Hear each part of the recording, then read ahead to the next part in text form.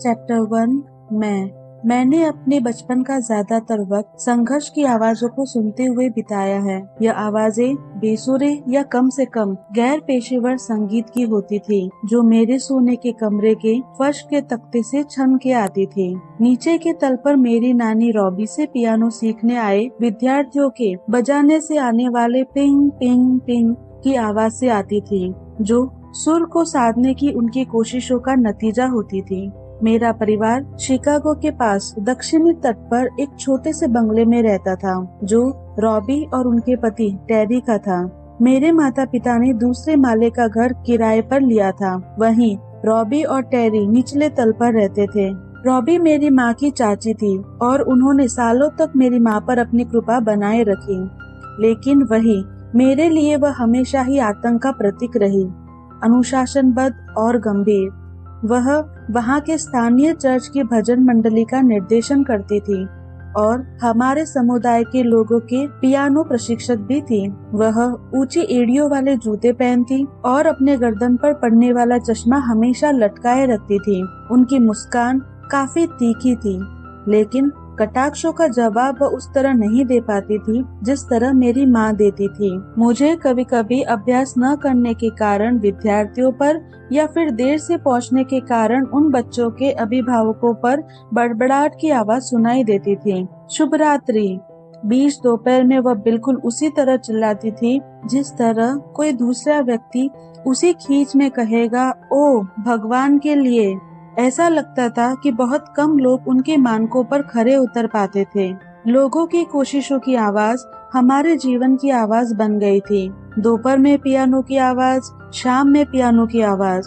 कभी कभी चर्च की महिलाएं भी प्रार्थनाओं के अभ्यास करने के लिए आ जाती और अपनी धार्मिकता को हमारे दीवार के सहारे बांध देती थी। रॉबी के कायदों के अनुसार उनके पास पियानो सीखने वाले बच्चों को एक समय में एक ही धुन पर काम करने की अनुमति थी। अपने कमरे से मैं उन्हें कोशिश करते हुए सुनती थी, एक के बाद दूसरा अनिश्चित सुर, ताकि वह रॉबी का दिल जीत सके। क्रॉस हार्ट बंद से लेकर ब्रह्मास ललबॉय तक का सफर तय करना, लेकिन कई कोशिशों के बाद वह संगीत इतना ज्यादा खींच पैदा करने वाला होता था कि वह बिगड़ जाता। वह संगीत जबरदस्ती हमारी जगह को रॉबी की जगह से अलग करने वाली सीढ़ियों के गलियारों से पहुंच जाता था। गर्मियों में जब मैं अपने बारबी या ईंटों से बने छोटे से साम्राज्य वाले खिलौनों से खेल रही होती थी, तब वह खिड़कियों के भीतर घुस जाता और मेरे विचारों के साथ मिल जाता था। इससे बचने का एकमात्र समय वही होता था जब मेरे पिता जल शोधन केंद्र के अपने दफ्तर से जल्दी घर आ जाते थे और टेलीविजन पर तेज आवाज में जानवरों के बच्चों का खेल देखने लग जाते, ताकि नीचे से आ रही आवाज को अनसुना किया जा सके। शिकागो के दक्षिणी तट पर यह 1960 के दशक का अंतिम दौर था। जानवरों के बच्चों का वह खेल इतना बुरा नहीं था, लेकिन इतना मजेदार भी नहीं। मैं आराम कुर्सी पर बैठे अपने पिता की गोद में बैठ जाती और वे कहानियां सुनाते, जैसे जानवरों के बच्चे कैसे उस मौसम में अचेत अवस्था में रहते हैं, या फिर हमारे घर से दूर छोर पर स्थित कॉन्स्टेंट एवेन्यू में रहने वाले बिल विलियम के पास एक बढ़िया झूला आदि से जुड़ा होता था। उस वक्त अमेरिका बहुत ही गंभीर व अनिश्चित बदलाव के दौर से गुजर रहा था। कैनेडी परिवार की मृत्यु हो गई थी। मेम्फिस में अपने घर की बालकनी में खड़े मार्टिन लूथर किंग जूनियर की हत्या हो चुकी थी, जिसके कारण शिकागो सहित पूरे देश में दंगे हो रहे थे। 1968 का वह डेमोक्रेटिक नेशनल कन्वेंशन खून से लथपथ हो गया था, क्योंकि हमारे घर से करीब 9 मील की दूरी पर स्थित ग्रैंड पार्क में पुलिस ने वियतनाम युद्ध के विरोधियों पर लाठीचार्ज और आंसू गैस के हमला कर दिया था। इस बीच श्वेत लोगों के परिवार का बहुत बड़ा समूह शहर के लिए पलायन कर रहा था, क्योंकि बाहर के उपनगर में उन्हें बेहतर विद्यालय, अधिक खुली जगह और शायद पड़ोसी के रूप में ज्यादातर श्वेत आदि का लालच भी दिया गया था। वास्तव में इन सब में से किसी पर भी मेरा ध्यान नहीं गया। मैं एक छोटी बच्ची थी, अपनी बारबी गुड़िया और छोटे छोटे खिलौनों के साथ खेलने वाली एक लड़की, जो अपने माता पिता और बड़े भाई के साथ जो हर रात अपना माथा मेरे माथे से 3 फीट आगे रखकर सोता था, के साथ रहने वाली एक लड़की थी। मेरा परिवार मेरी दुनिया थी, मेरे जीवन का केंद्र। मेरी माँ ने मुझे सिखाया कि कैसे जल्दी पढ़ा जाए। वह मुझे सार्वजनिक पुस्तकालय में ले जाती थी, मुझे साथ बिठाकर किताबों में लिखे शब्द को पढ़कर सुनाती थी। मेरे पिता शहर के मजदूर के लिए तय किए गए नीले रंग की वर्दी पहनकर प्रतिदिन काम पर जाते थे, लेकिन रात में वह हमें यह बताते थे कि जैज और कला से प्रेम करने का अर्थ क्या होता है। जब वे छोटे थे तब उन्होंने शिकागो के कला संस्थान में प्रशिक्षण लिया था और उच्च माध्यमिक विद्यालय में उन्होंने पेंटिंग और मूर्तिकला की शिक्षा भी हासिल की थी।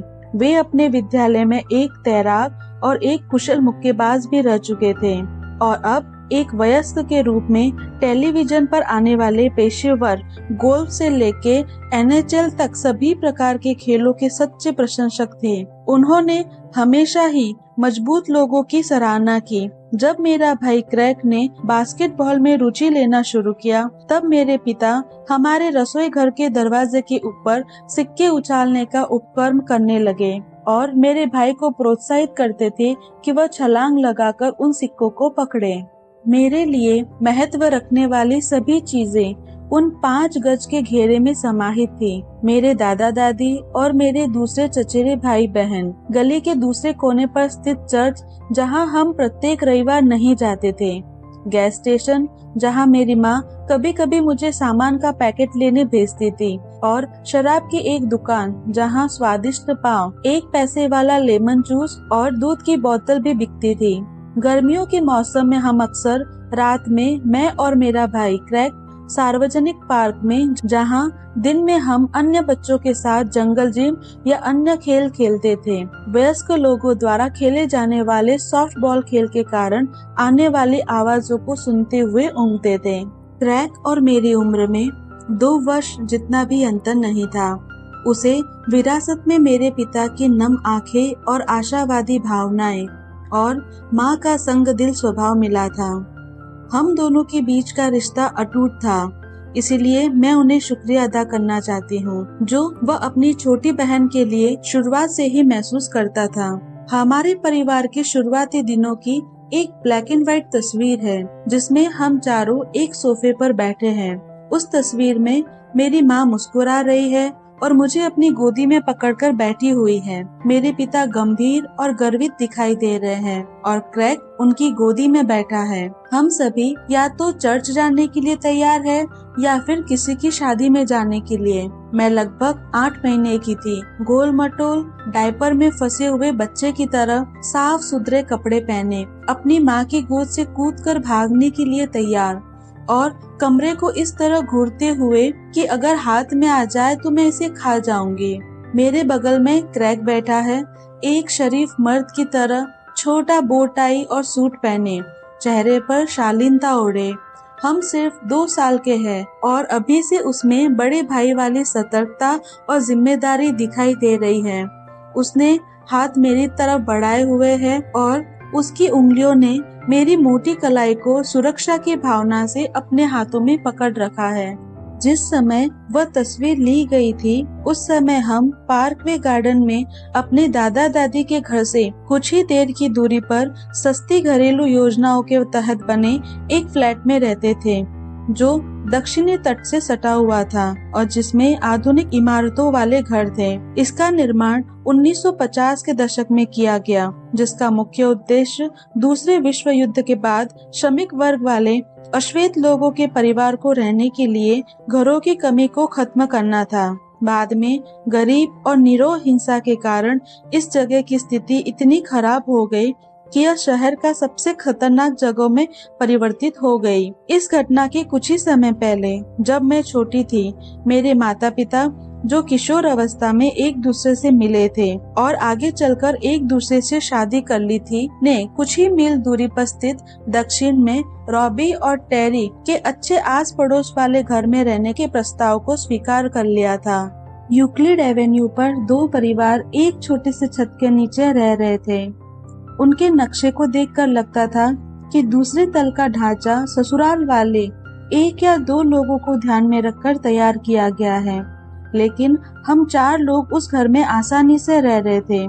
मेरे माता पिता एक कमरे में सोते थे और वही घर के बड़े हिस्से में, जो संभवतः बैठक कक्ष था, मैं और क्रैक एक साथ रहते थे। बाद में मेरे नाना पैनल शील्ड ने, जो एक अति उत्साही लेकिन काम चलाऊ बढ़ई थे, ने उस जगह को लकड़ी के तख्तों से 2 निजी हिस्सों में बांट दिया और दोनों हिस्सों में प्लास्टिक के दरवाजे लगा दिए और एक साझा बरामदा भी बना दिया जिसमें हम खिलौने और किताबें रखते थे। मुझे अपना कमरा बहुत प्यारा था। वह एक जुड़वा बिस्तर और एक मेज के लिए पर्याप्त था। मैं अपने सभी मुलायम खिलौने बिस्तर पर रखती थी और हर रात उन्हें अपने आराम के लिए सर के नीचे रखकर सोती थी। दूसरी तरफ वाली दीवार पर क्रैक ने एक प्रकार का आईना लगा दिया और उसने अपने बिस्तर को मेरे बिस्तर के समकक्ष उस पट्टिका के बराबर लगा दिया। बीच में एक लकड़ी का तख्ता इतना पतला और कमजोर था कि रात को सोते समय बिस्तर पर लेटे हुए हम एक दूसरे से आराम से बातें कर सकते थे और अक्सर ही 10 इंच की उस जगह में छत के ऊपर हम गेंद उछालकर खेलते थे। रॉबी आंटी ने अपने घर के हिस्से को स्मारक के रूप में सजा रखा था। सभी फर्नीचर सुरक्षात्मक प्लास्टिक में लिपटे हुए थे और मैं जब भी नंगे पांव बैठने की कोशिश करती तो वे ठंडे और चिपचिपे महसूस होते थे। उनकी अलमारियां चीनी मिट्टी की मूर्तियों से भरी हुई थी जिन्हें हमें छूने की अनुमति नहीं थी। मैं अपने हाथों को मुलायम चेहरे वाली कांच की उस मूर्ति तक ले जाती और रॉबी आंटी के डर से फिर हाथ अपना नीचे ले लेती, जिसमें एक सुंदर सी माँ 3 बच्चों के साथ बनाई गई थी। जब संगीत का अभ्यास नहीं चल रहा होता था तब पहले माले पर घोर सन्नाटा छाया रहता था। टेलीविजन भी नहीं चलता था और ना ही रेडियो बजता था।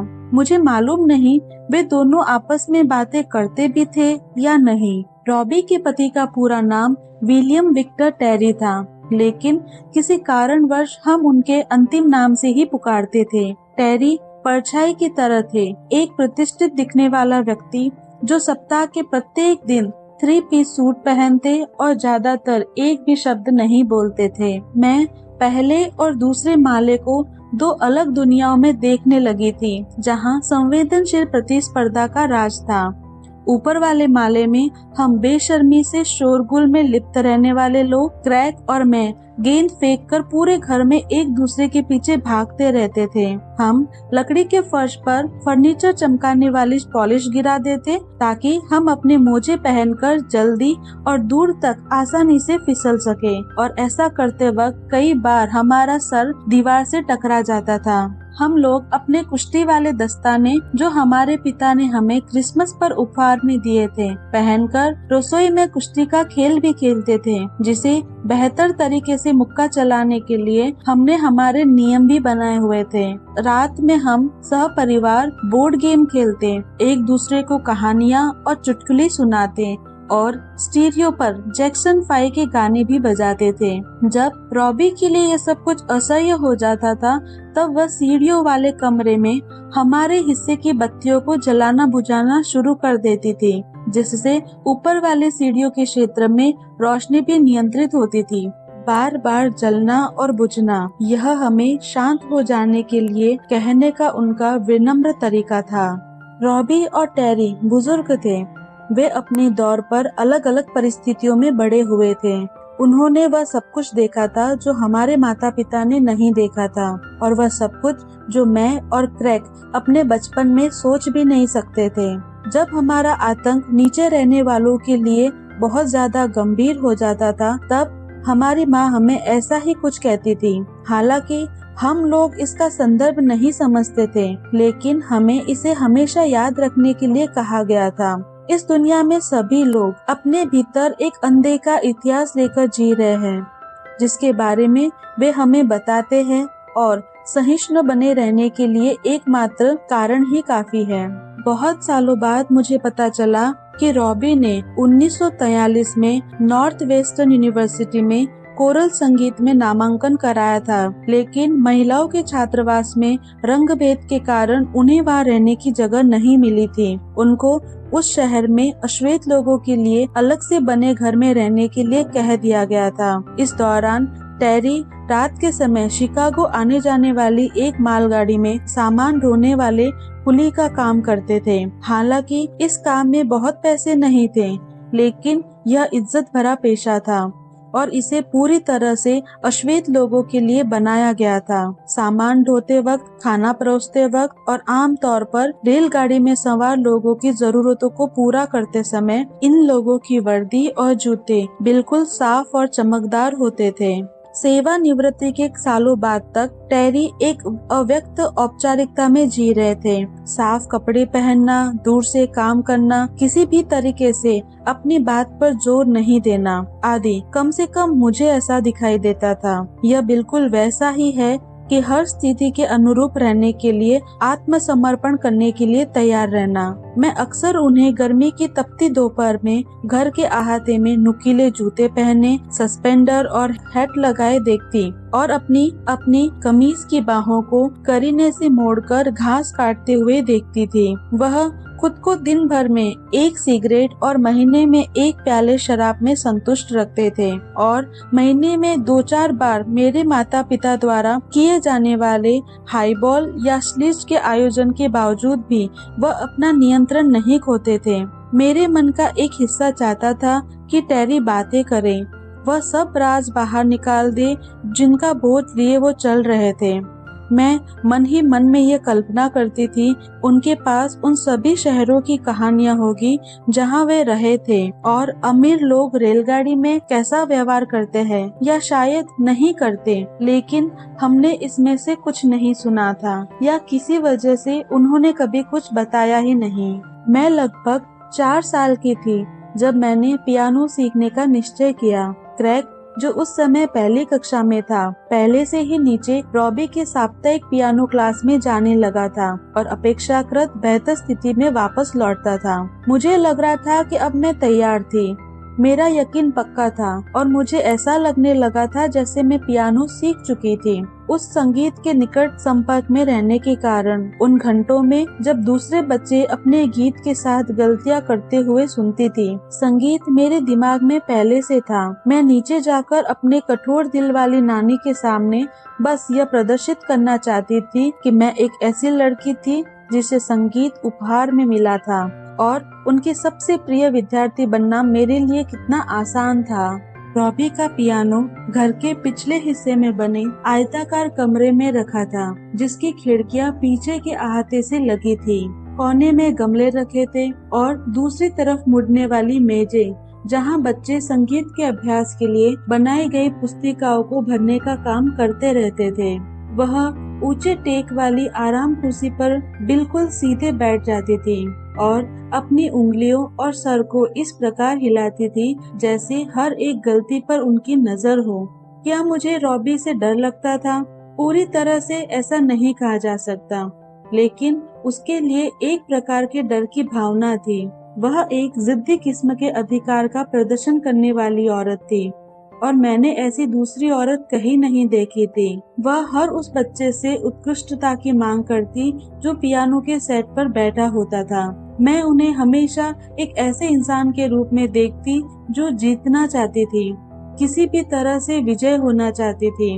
उनके साथ रहने पर हमेशा यह एहसास होता था कि कुछ है जिसे वह साबित करना चाहती है। मेरे पहले अभ्यास के दौरान मेरी टांगे पियानो के बेंच से लटकने लगी। जमीन तक पहुंचने के लिए मेरी टांगे बहुत छोटी थी।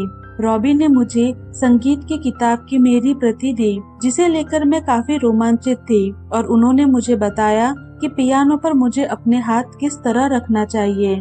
ठीक है, ध्यान दो। हमारा सीखना शुरू करने से पहले ही डांटने लगी। बीच वाले सी को ढूंढो। जब आप बच्चे होते हैं तो पियानो को देखने पर ऐसा लगता है कि जैसे हजारों बटन हैं। आप काले सफेद बटन की उस पट्टी को घूरते हैं जिसका विस्तार आपकी बाहों की पहुंच से बहुत अधिक है। मध्य सी मैं जल्दी सीख गई, जो शुरुआती बिंदु होता है। यह दाएं और बाएं हाथ की गति की दिशा को बांटने वाली रेखा होती है और इसकी जगह टेबल और स्वरों के बटन के बीच में होती है। जब आप अपने अंगूठे को मध्य सी पर रखते हैं तो बाकी की सभी चीजें खुद ही ठीक हो जाती है। रॉबी के पियानो के बटनों के रंग और आकार में भिन्नताएं थी और समय के साथ उसके हाथी दांत जैसी सफेद रंगत में कमी आ गई थी। वे खराब हो चुके दांतों की तरह दिखाई देने लगे थे। मजेदार बात तो यह है कि मध्य सी वाले बटन का पूरा कोना गायब था और बस मेरे नाखून के आकार का बच गया था, जिससे मुझे हर बार उसे पहचान लेने में आसानी होती थी। समय के साथ मुझे पियानो सीखना अच्छा लगने लगा।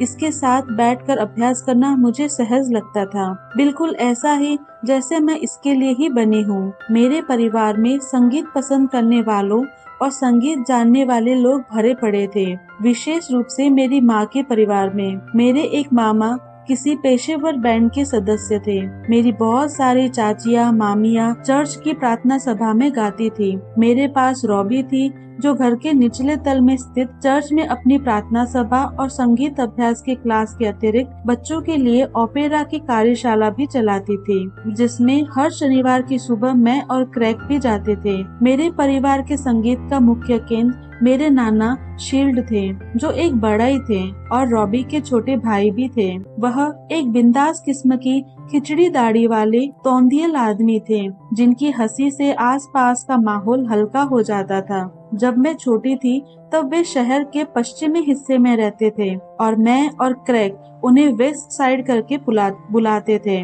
लेकिन जिस साल मैंने पियानो सीखना शुरू किया, उसी साल वे हमारे पड़ोस में आकर रहने लगे और हमने बड़े सम्मान के साथ उनका नाम साउथ साइड रख दिया। साउथ साइड मेरी नानी से सालों पहले अलग हो चुके थे, जब मेरी माँ अपनी किशोर अवस्था में थी। वह मेरी मौसी कैरोनील और मेरी माँ की बड़ी बहन थी और अपने छोटे मामा स्टीव के साथ हमारे घर से 2 घर की दूरी पर रहते थे। उन्होंने अपने छोटे से घर को ऊपर से लेकर नीचे तक संगीत के तारों से सजा रखा था। उनके हर कमरे में स्पीकर रखे थे, यहाँ तक कि स्नानागार में भी। खाने वाले कमरे में अपने स्टीरियो की मशीन रखने के लिए उन्होंने एक चौकोर कैबिनेट भी बनाया था, जिसका अधिकांश हिस्सा बिक्री के लिए था। उनके पास 2 एक दूसरे से मेल न खाने वाली चीजें थी, एक पुराना रील से रील जोड़ने वाला रिकॉर्डर और एक अलमारी जो उनके द्वारा सालों से इकट्ठा हुई रैकेट से भरी हुई थी। दुनिया में बहुत कुछ ऐसा था जिस पर साउथ साइड को भरोसा नहीं था। वह एक पुरानी सोच वाले बूढ़े इंसान थे, जिनका विश्वास साजिश के सिद्धांत में था। वे दांतों के डॉक्टर पे विश्वास नहीं करते थे, जिनकी वजह से उनको उनके सभी दांतों से हाथ धोना पड़ा। उन्हें पुलिस पर भी भरोसा नहीं था। उन्होंने गोरे लोग पर भी अपना विश्वास नहीं रखा। वे जॉर्जिया के एक गुलाम के पोते थे। 1920 में उत्तर में शिकागो आने से पहले तक जिम क्रो के शासन में अपने जीवन के शुरुआती दिन अल्बामा में बिताए थे। जब उनके खुद के बच्चे हो गए, तब साउथ साइड ने उन्हें सुरक्षित रखने के लिए बहुत कष्ट उठाए। वे उन्हें सच और काल्पनिक दोनों प्रकार की कहानियां सुनाकर डराते और उन्हें बताते थे कि अगर कोई अश्वेत बच्चा गलत पड़ोस में चला जाए तो उसके साथ क्या क्या हो सकता है, और उन्हें पुलिस से बचने के लिए भी कहा जाता था। ऐसा लगता था कि संगीत उनकी चिंताओं को खत्म करने वाली दवा की तरह काम करता था, आराम करने और भीड़ से अलग होने के तरीके के रूप में। साउथ वेस्ट को अपने लकड़ी के काम में जिस दिन अच्छी कमाई हो जाती थी, उस दिन वे उन पैसों से अपने लिए नया एल्बम खरीदते थे।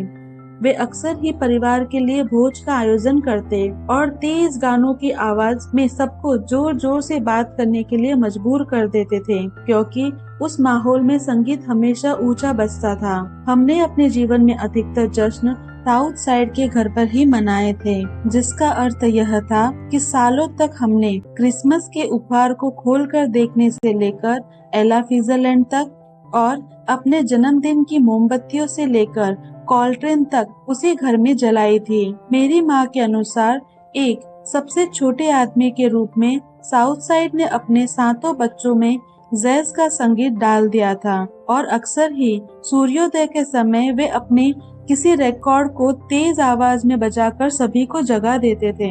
संगीत के लिए उनका प्रेम संक्रामक था। जब साउथ साइड हमारे घर के पड़ोस में आकर रहने लगे तो मैं अपना पूरा दोपहर उनके घर में बिताने लगी। मैं उनकी अलमारियों में से यूं ही कोई एल्बम निकालती और उनके स्टीरियो पर रख देती थी। वहाँ रखे प्रत्येक एल्बम में साहस पैदा करने वाला गुण था। हालांकि मैं बहुत छोटी थी, लेकिन उन्होंने मुझ पर किसी भी प्रकार की रोक नहीं लगाई थी कि मुझे किस चीज को हाथ लगाना चाहिए या नहीं। बाद में उन्होंने मेरे जीवन का पहला स्टीवी वंडर की टॉकिंग बुक खरीद के दी, जिसे मैंने उनके घर की सबसे महत्वपूर्ण अलमारी में रख दी, जिसे उन्होंने मेरी पसंदीदा रिकॉर्ड्स को रखने के लिए बनाया था। अगर मुझे भूख लगती तो वे मेरे लिए मिल्क शेक बनाते या कभी मुर्गी पकाते और हम दोनों अथीरा या माइल्स या बिली को सुनते रहते। मेरे लिए साउथ साइड स्वर्ग की तरह विशाल था और स्वर्ग मेरी कल्पनाओं में एक ऐसी जगह थी जहां हर तरफ जैज का संगीत भरा हुआ है। घर पर एक संगीतकार के रूप में बेहतर करने के लिए मैं लगातार अभ्यास करती रहती।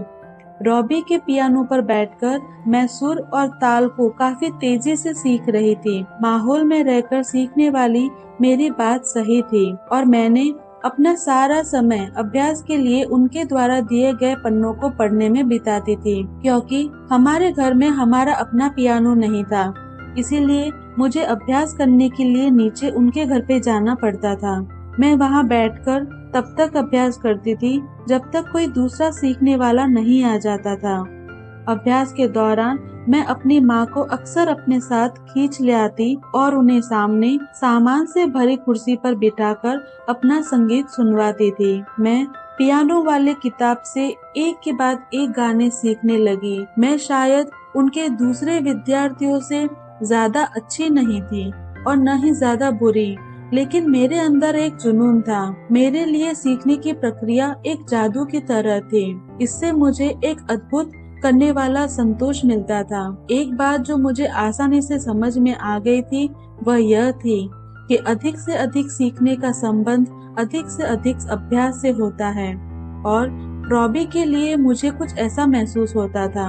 यूं तो उन्होंने अपनी खुशियों को अपने मन के भीतर दफन कर दिया था। बावजूद इसके जब भी मैं अपने अभ्यास के दौरान गानों में किसी प्रकार की गलती किए बिना अपने दाएं हाथ के सुर को पकड़कर बाएं हाथ को कॉर्ड पर रखकर सीधे तरीके से पियानो बजा लेती, तो उनके अंदर से कुछ हल्का और खुशनुमा भाव सामने आता था।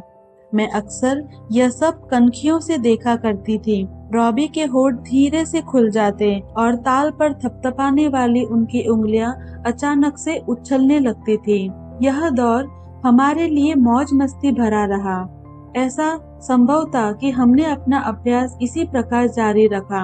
जब बात पियानो बजाने के तरीकों की होती, तब रॉबी और मैं जिज्ञासु होने के बजाय एक दूसरे के प्रति नम्र हो जाते थे। लेकिन अभ्यास की वह किताब बहुत मोटी थी और शुरू के कुछ गाने सीखने के बाद रफ्तार कुछ धीमी, जिसके कारण मैं बेसब्र होकर बाहर झांकने लग जाती थी। आगे के कुछ पन्ने ही नहीं, बल्कि किताब के भीतर के बड़े गीतों के शीर्षक और उनकी शुरुआत की पंक्तियों को भी देखना शुरू कर देती थी और अपने अभ्यास के दौरान उनसे खेलना शुरू करती।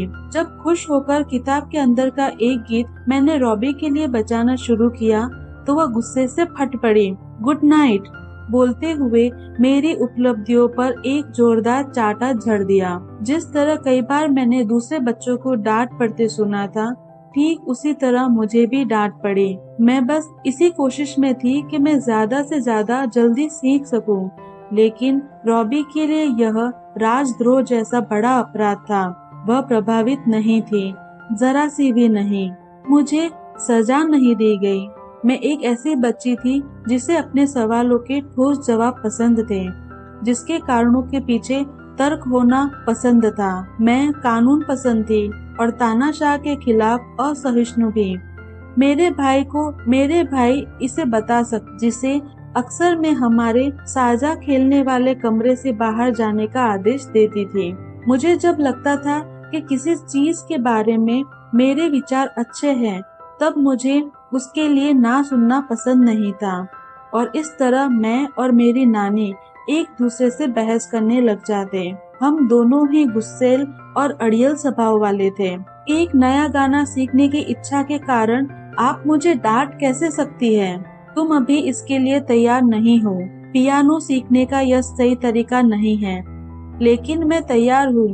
मैंने अभी बजाया था। यह इस तरह से नहीं बजाया जाता। लेकिन क्यों? पियानो की वही क्लास एक कोशिश और एक महाकाव्य में बदल गई। इसका मुख्य कारण मेरा पहले से तय किए गए तरीकों को अस्वीकार करना और रॉबी का अपने गीतों की किताब के साथ मेरी मनमानी को नहीं मानना था। जितना मुझे याद है, कई सप्ताह तक हम दोनों इस तरह ही लड़ते रहे।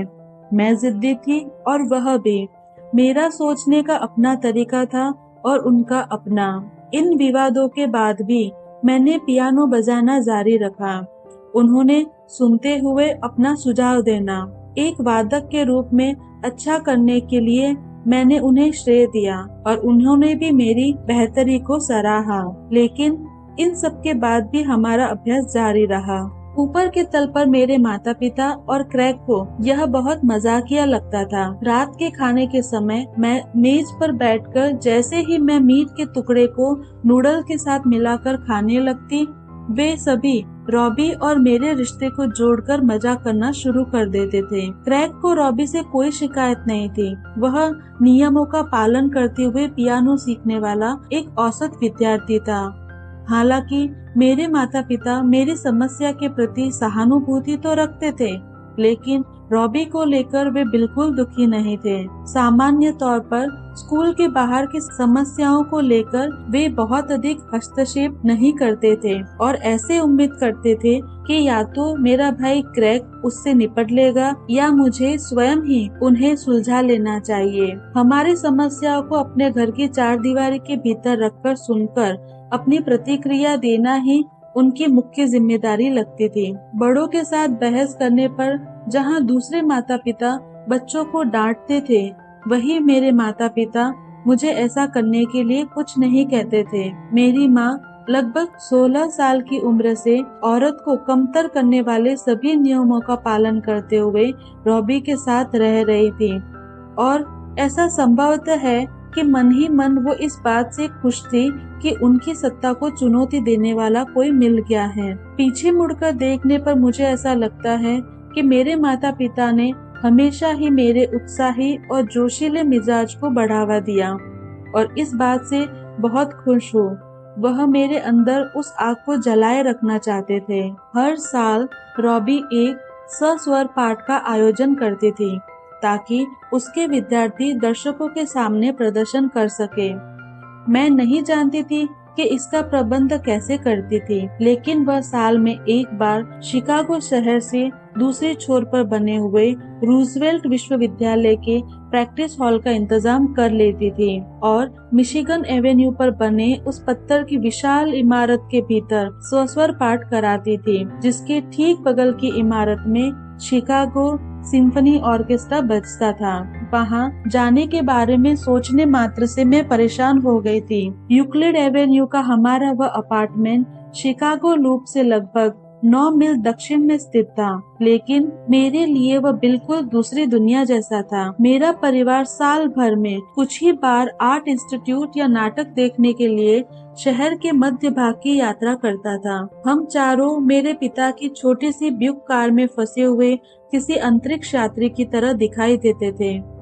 मेरे पिता उस कार को चलाने का बहाना ढूंढते रहते।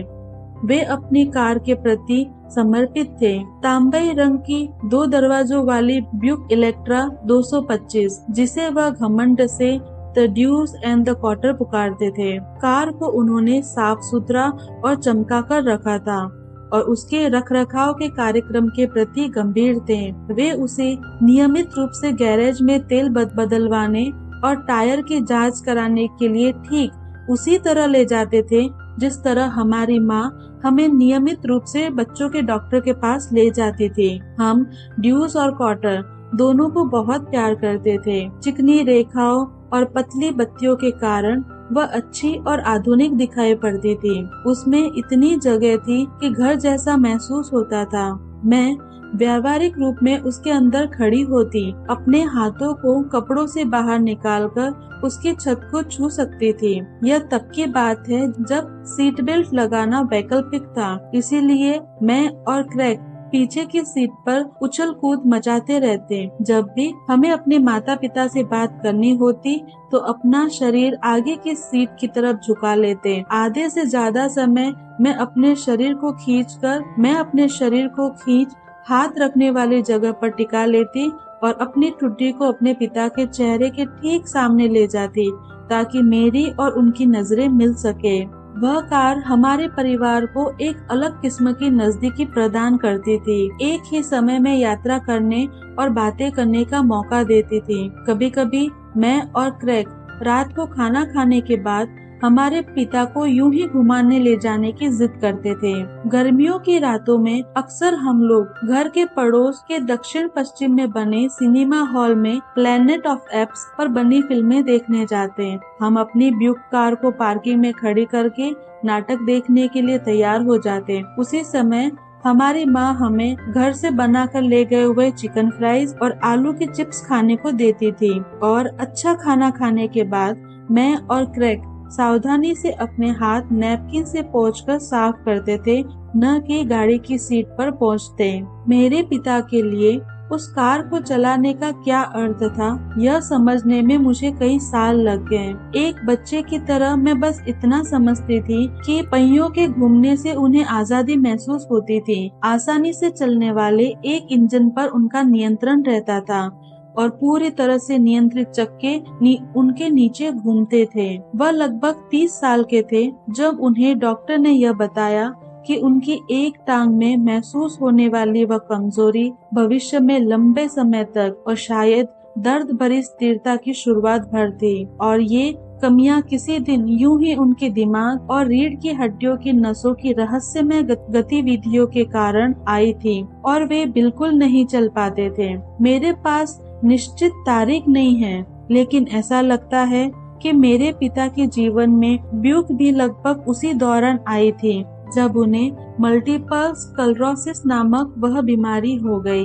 हालांकि उन्होंने यह कभी नहीं कहा, लेकिन कार उन्हें कहीं न कहीं उस बीमारी से थोड़ी राहत जरूर देती थी। रोग के निदान पर मेरे पिता या माँ ने हमेशा भरोसा नहीं किया। हम अब भी गूगल के सर्च इंजन से दशकों की दूरी पर थे, जहाँ एक खोज भर से आपके सामने चार्ट, आंकड़े, चिकित्सा विज्ञान को समझाने के लिए विशेषज्ञ मिल जाते हैं। या तो वे आपको उम्मीद से भर देते हैं या फिर आपकी उम्मीद छीन सकते हैं। मुझे शक है कि वे यूं भी ये सब देखना चाहते थे। हालांकि मेरे पिता की परवरिश एक चर्च में हुई थी, लेकिन अपनी बीमारी से बचने के लिए उन्होंने कभी भी भगवान से प्रार्थना नहीं की। उन्हें कभी भी न तो वैकल्पिक इलाज या किसी गुरु या तांत्रिक की खोज, न ही किसी खराब जीन को इसका दोष दिया। हमारे परिवार में बुरी खबरों को रोक देने की आदत थी और हम उसे सुनने के साथ ही भूल जाने की कोशिश करते थे।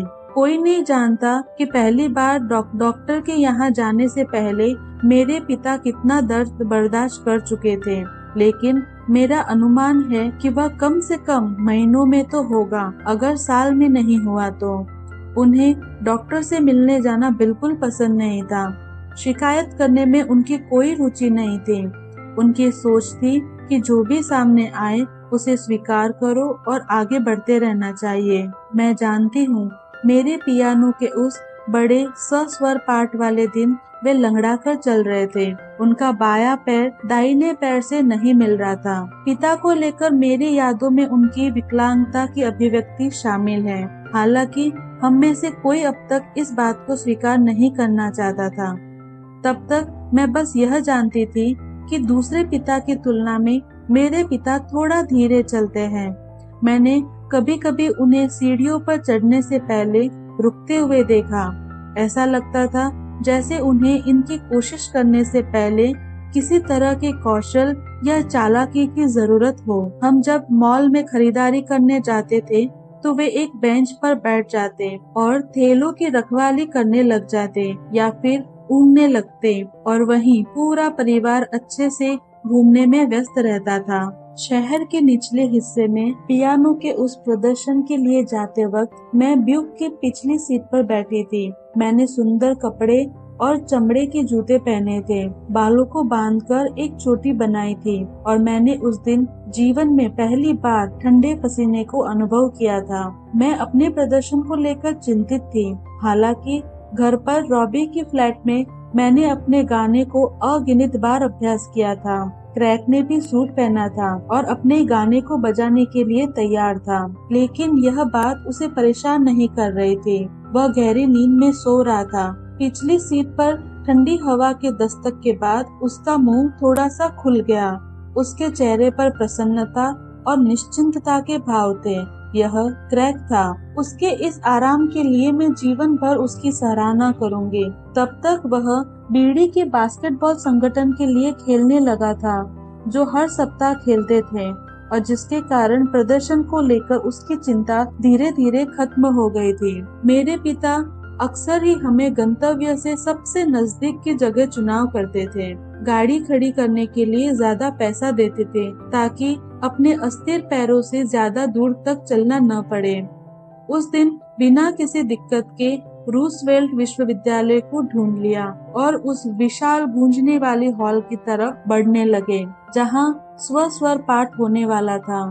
मुझे उसके भीतर बहुत छोटापन महसूस हो रहा था। उसके कमरों के छतों से लगी बड़ी चमकदार खिड़कियां थी के बाहर ग्रैंड पार्क का बगीचा दिखाई देता था और उसके बाद मिशिगन झील का सफेद विस्तार, जहां भूरे रंग की स्टील की कुर्सियां करीने से लगी हुई थी, जो धीरे धीरे परेशान बच्चे और उम्मीद से भरे अभिभावकों से भर रही थी। और सबसे आगे मंच पर दो छोटे लेकिन विशाल पियानो रखे थे, जिनके ऊपर मेरी नजरें बड़ी मुश्किल से टिक पा रही थी। उसके विशाल लकड़ी के तख्त पर किसी काली चिड़िया के पंख की तरह दिखाई दे रहे थे। वहाँ रॉबी भी उपस्थित थी, फूलों की छाप वाली ड्रेस पहने चहकती हुई, वैसे ही ड्रेस जैसी बॉल में नाचने वाली सुंदरिया पहनती है, यद्यपि के अंधेर सुंदरी। इस बात को सुनिश्चित करते हुए कि उनके सभी विद्यार्थी हाथों में संगीत का पर्चा लेकर पहुंच चुके हैं। जब कार्यक्रम शुरू होने का समय हो गया तो उन्होंने हॉल में बैठे लोगों को शांत करवाया। मुझे याद नहीं कि उस दिन किसने किस क्रम में पियानो बजाया था। मुझे बस अपनी बारी याद है। मैं अपनी जगह से उठी और अपने सबसे बेहतर अंदाज में चलते हुए कमरे के अगले हिस्से से होते हुए सीढ़ियां चढ़कर ऊपर पहुंची और एक पियानो के सामने अपनी जगह खोजकर बैठ गई। सच यह है कि मैं तैयार थी। जितना मुझे रॉबी के शिष्टाचार और दृढ़ता का अंदाजा था, उसी अनुपात में रॉबी के कठोरता के प्रति उनके लगाव को मैंने आत्मसात करती थी। मुझे अपने गीत इतने बेहतर तरीके से आता था कि मुझे उसके बारे में सोचने की जरूरत ही नहीं थी। मुझे बस अपने हाथों को चलाना शुरू करना था। और तभी एक समस्या हुई। अगले ही सेकंड मैंने यह महसूस किया कि मेरी छोटी उंगली पियानो के बटन पर ठीक से बैठ नहीं रही है। मैं सही पियानो के सामने बैठी थी। ऐसा लग रहा था इसकी सतह को अच्छे से साफ किया गया है, इसके अंदर की तारें ठीक से बंधी हैं, इसके 88 बटन उस चिकनी सफेद और काली पट्टी पर आराम से बिछी हुई है। बात यह है कि मुझे समस्या विहीनता की आदत ही नहीं थी। असल में मैंने अपने पूरे जीवन में इस तरह की स्थिति का सामना नहीं किया था। पियानो को लेकर मेरा अनुभव पूरी तरह से रॉबी का वह छोटा सा संगीत का कमरा, जिसमें गमले में पौधे रखे थे और जिसके सामने हमारे घर के पिछले हिस्से का दृश्य दिखाई देता था। आज तक मैंने जो एकमात्र वाद्य यंत्र बजाया था वह रॉबी का औसत से भी कम अच्छा, कई तरह से चिपकी लगा हुआ पीले बटन वाला, सुविधा अनुसार टूटा हुआ मिडिल सी वाला पियानो था। मेरे लिए पियानो का अर्थ वही था, उसी तरह से जिस तरह मेरा पड़ोसी था, मेरे पिता थे, मेरी जिंदगी थी। मैं बस यही जानती थी। अचानक मुझे महसूस हुआ कि वहाँ कुर्सियों पर बैठे लोग मुझे देख रहे हैं। मैं पियानो के चमचमाते बटनों को पूरी तरह से घूर रही हूँ, लेकिन मुझे वहाँ सब कुछ एक जैसा दिखाई दे रहा था। मुझे कुछ समझ में नहीं आ रहा था कि मैं अपना हाथ कहाँ रखूं। रूंधे गले और तेज धड़कते दिल के साथ मैंने दर्शकों की तरफ देखा। मैं अपने माँ के चेहरे को ढूंढते हुए पूरी कोशिश कर रही थी कि सामने बैठे लोगों को मेरा भय पता न लगे। उसके बदले में मैंने देखा कि एक आकृति पहली कतार से उठकर धीरे धीरे मेरी दिशा में बढ़ रही है। वह रॉबी थी। उस समय तक हम दोनों के बीच में इतने लड़ाई झगड़े हो चुके थे कि एक हद तक मैं उन्हें अपनी दुश्मन मान चुकी थी, लेकिन अभी मेरे बुरे समय में वह एक फरिश्ते की तरह मेरे पीछे खड़ी हुई। शायद उन्हें मेरी दहशत समझ में आ गई थी। शायद वह जानती थी कि जीवन में पहली बार दुनिया की असफलताओं ने चुपके से मुझे अपना रूप दिखाया था। ऐसा संभव था कि उन्हें सब कुछ जल्दी करने की जरूरत थी। इसी तरह बिना कुछ कहे रॉबी ने एक उंगली धीरे से मिडिल सी पर रखा ताकि मैं समझ सकूं कि मुझे कहां से शुरू करना है। फिर मुझे मेरे गीत को बजाने के लिए छोड़ते हुए प्रोत्साहन से भरी एक छोटी सी मुस्कान के साथ वह पीछे मुड़ गई।